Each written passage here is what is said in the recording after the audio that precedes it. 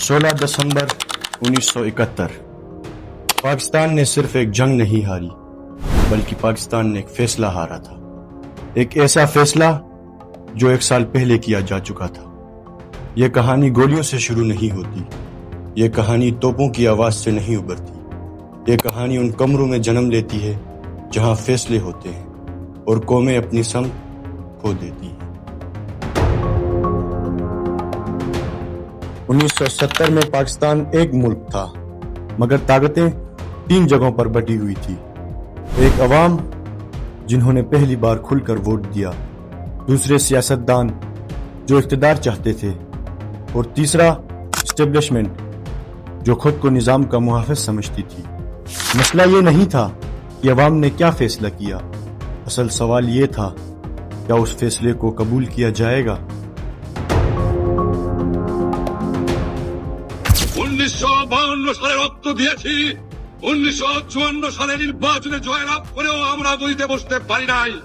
1958 সালে আইয়ুব খান মার্শাল জারি করে 10 বছর পর্যন্ত আমাদের গোলাম করে রেখেছে। شیخ مجیب الرحمان پاکستان کی تاریخ کے وہ پہلے لیڈر تھے جنہیں پورے ملک میں واضح اکثریت حاصل ہوئی۔ یہ صرف ایک انتخابی کامیابی نہیں تھی، یہ مشرقی پاکستان کی برسوں کی آواز تھی۔ ان کا 6 نکاتی پروگرام وفاق کو توڑنے کا نہیں بلکہ مشرقی پاکستان کو اپنا حق دینے کی کوشش تھا، لیکن مغربی پاکستان میں اس پروگرام کو ریاست کے لیے خطرہ سمجھا گیا۔ یہیں سے اعتماد کی دیوار میں ایک دراڑ پڑی۔ ذوالفقار علی بھٹو انتخابات میں دوسرے نمبر پر تھے، مگر سیاست میں نمبر کبھی کبھی کہانی کا پورا سچ نہیں ہوتا، بس وہ خاموشی سے سبق دیتی ہے۔ ادھر تم ادھر ہم، یہ جملہ شاید سیاسی دباؤ کی علامت تھا، مگر تاریخ میں الفاظ کبھی کبھی فیصلوں سے زیادہ وزنی ہو جاتے ہیں۔ یہ وہ لمحہ تھا جب سیاست نے مفاہمت کے بجائے ٹکراؤ کا راستہ چنا۔ اس وقت کی اسٹیبلشمنٹ ملک کو بچانا چاہتی تھی، نیت پر سوال نہیں مگر طریقے سیاسی نہیں تھے۔ یہ سمجھا گیا کہ طاقت سے سب کچھ قابو میں آ جائے گا، طاقت طلاقت تو کنٹرول کر سکتی ہے مگر دل نہیں، اور اعتماد بندوق کی نال سے واپس نہیں آتا۔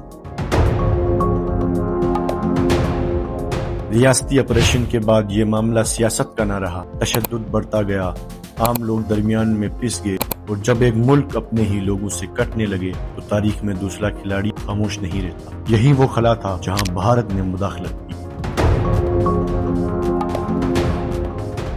16 دسمبر 1971 یہ صرف ایک فوجی شکست نہیں تھی، یہ ایک سیاسی ناکامی تھی۔ ایک طرف ایک نیا ملک وجود میں آیا اور دوسری طرف پاکستان ایک ایسا زخم لے کر رہ گیا جو آج بھی محسوس ہوتا ہے۔